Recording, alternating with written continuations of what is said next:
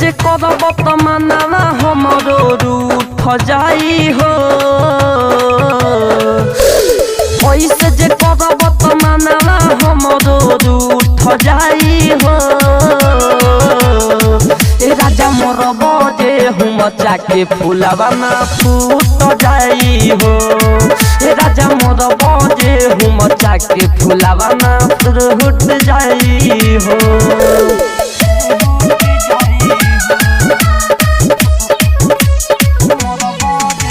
Music by Kanchan Raj, Hajipur Vaishali.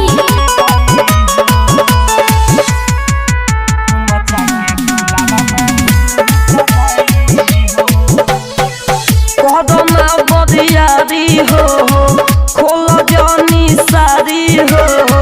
ना तो जाऊ दे दे हम तो हके काटल काटल गाड़ी हो।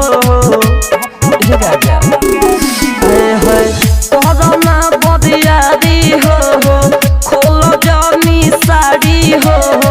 ना तो जाऊ दे दे हम तो हके काटल काटल गाड़ी हो। नए बाटे चूड़िया सुन टूट जाई हो। नए बाटे चूड़िया सुन टूट जाई हो। ए राजा मोर बजे हम जाके फूलवा ना फूट जाई हो। ए राजा मोर बजे हम जाके फूलवा ना फूट जाई हो।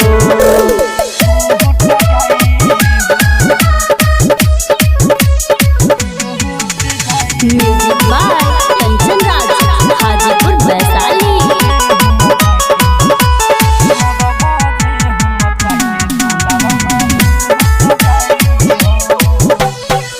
काहे नहीं माने लो ओही खातिर ठाने लो।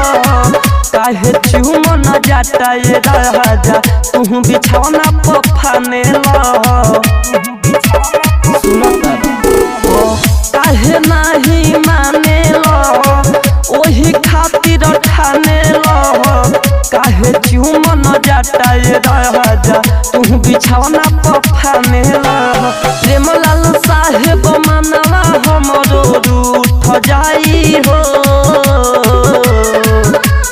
प्रेमलाल साहेब मानवा हमरो रूठ जाई हो। ए राजा मोर बजे हम जाके फूलवा ना फूट जाई हो। ए राजा मोर बजे हम जाके फूलवा ना फूट जाई हो। जय माता दी डिजिटल रिकॉर्डिंग स्टूडियो डुमरी चौक।